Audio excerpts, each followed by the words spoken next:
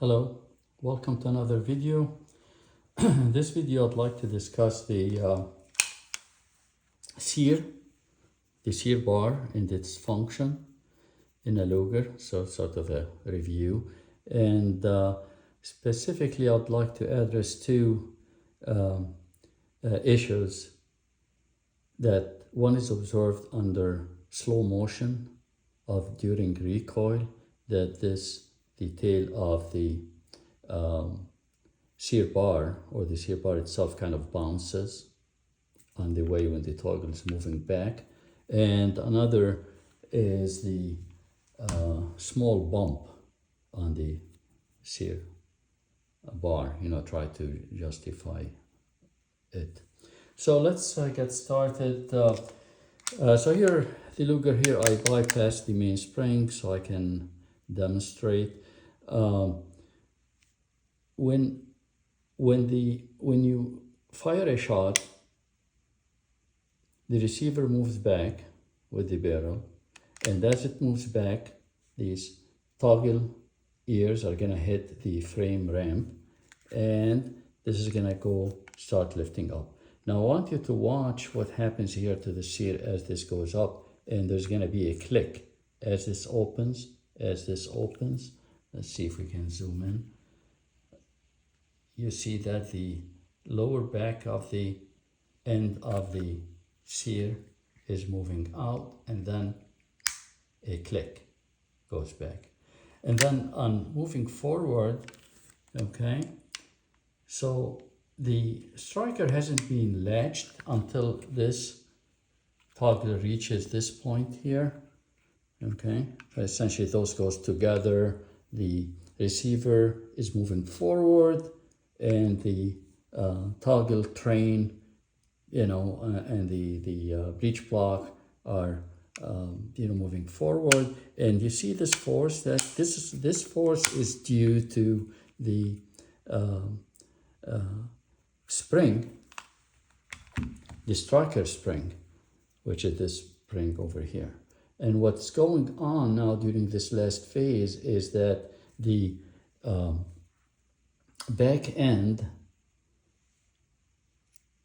of the Sear bar here, this lip, the edge, is going to basically sit against the striker front edge over here, and then the breech block continues to move, but the striker now is being pushed back, and it's set like that, and it's ready to be released when the Sear bar flexes this way.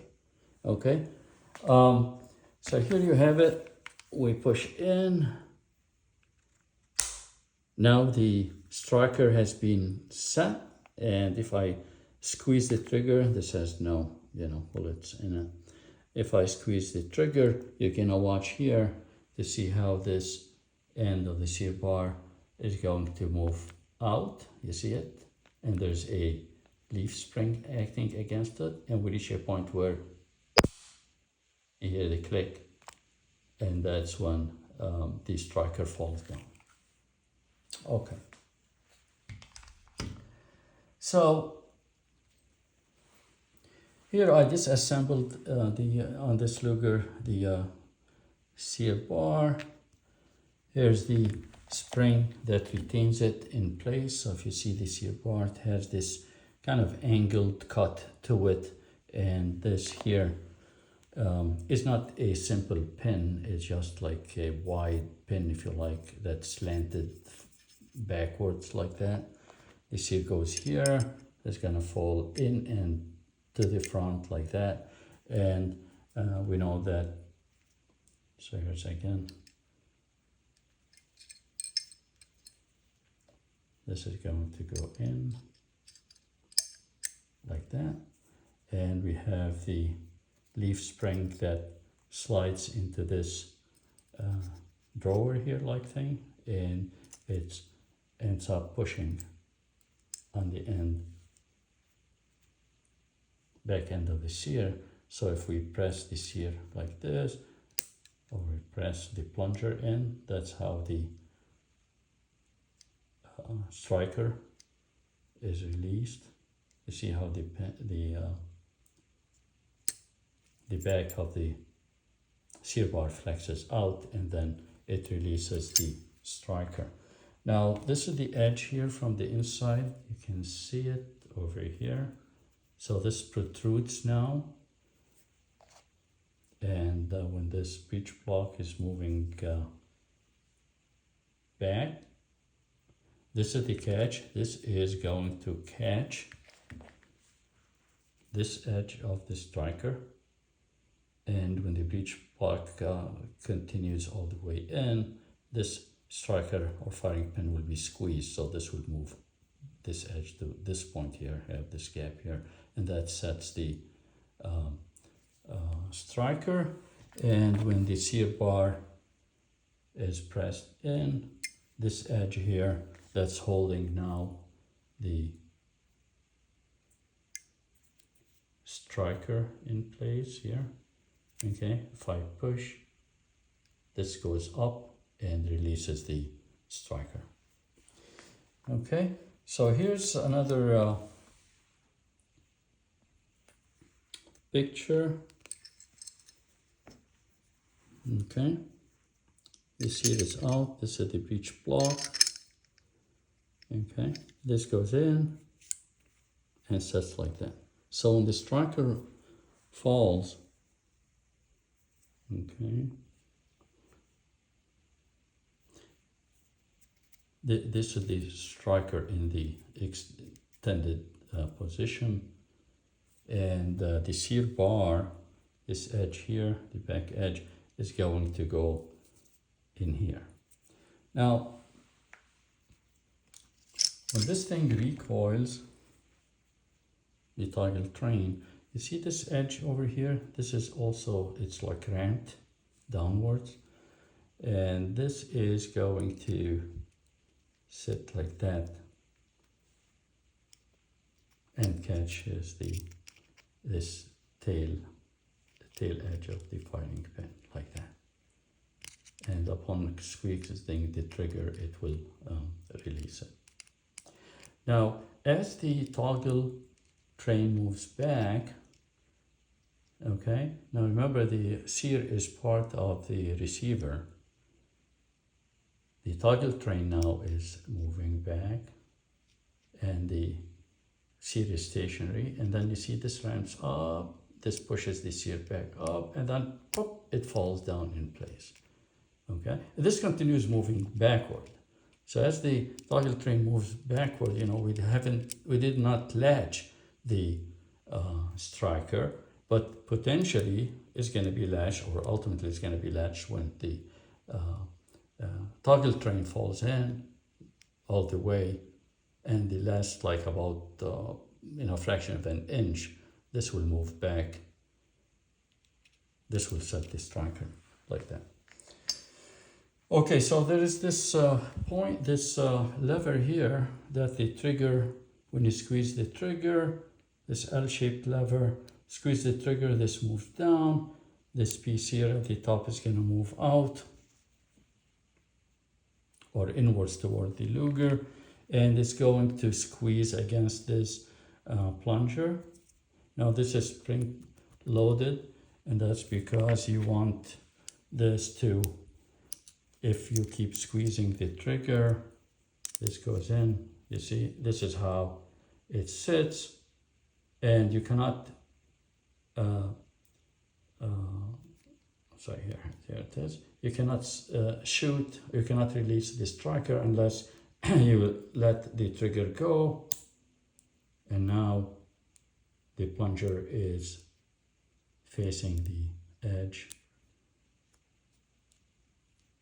the stop edge of the L-shaped link, and that will make it basically release. When pressed, release the striker. Okay. So when this moves back again, let's try it again. Moves back. Hear that click.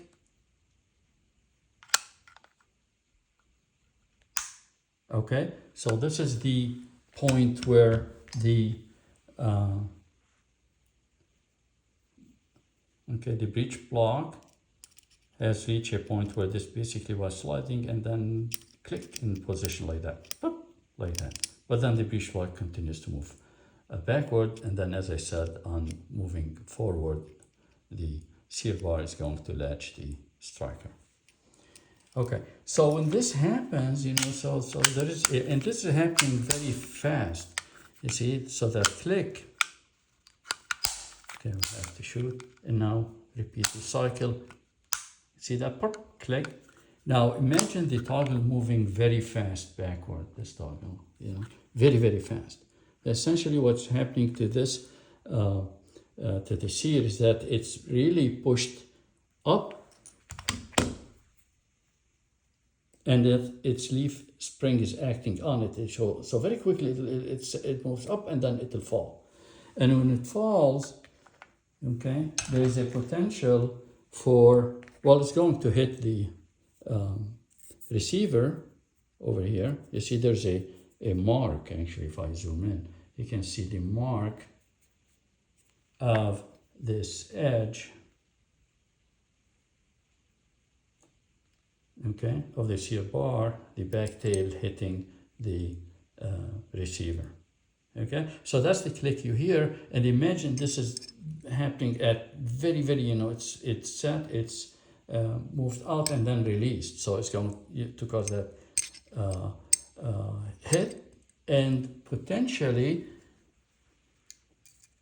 anytime you have a mass loaded by a spring, like in this case, okay, and this falls hard, especially when the spring is stiff, is going to cause that sound, and that's a collision that causes a bounce.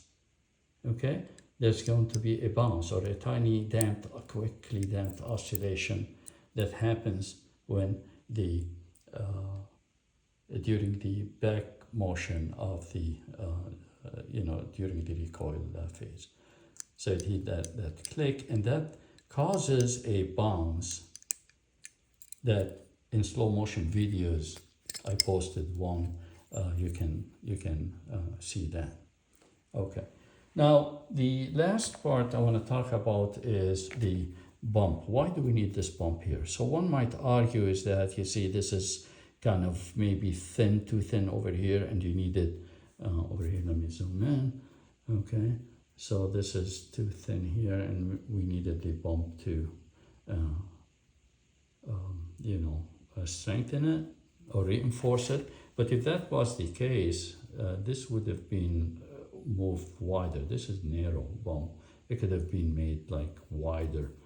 So I don't think that is really I mean, it helps a little bit, but it's not really, this bump is not really there to, you know, strengthen this part of the Sear bar. Now, why is it there? So my justification would be, if this is in here, and then what happens is when this goes down, and you can see it in this part on this gun here, when this moves down, you see it, that's the bump. And now if we move this forward all the way, okay, so this goes in maybe for 3 millimeters or so under the side plate and sits there. And then we squeeze the trigger. Okay, and when we squeeze the trigger over here, it's pushing this plunger, okay, and this part is moving up, okay. I think there need to be some sort of a support, so this whole thing, because this is only pushed like down over here, and the trigger is acting on the plunger here. So it is possible that it's a way to support at the pivot point to make sure that this thing doesn't go up. Because if it did, you're going to have, you know, a poor triggering, a poor trigger, okay, because there'll be that some slack. So I believe the reason for that is for the side plate, or for the Sear, to get supported by the inner side channel of the side plate, which sits like this. So when the trigger is you know, this L-shaped thing. When we pull it, squeeze the trigger, you know, it's moving the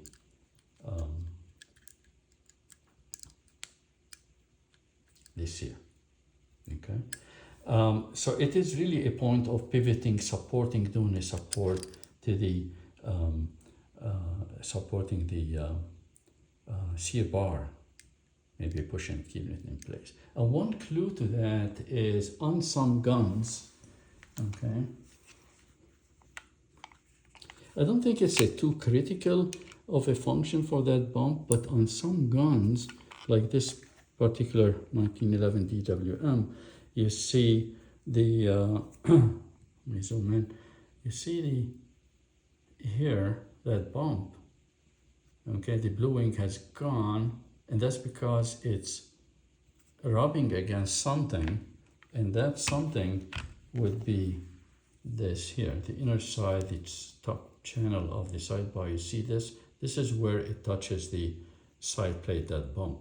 So when you squeeze the trigger, that sear bar is slightly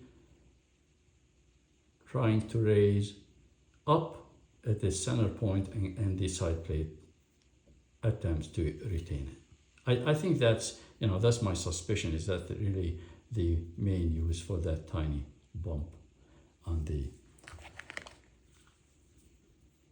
sear bar. Hope you find this helpful, and again, thank you for watching.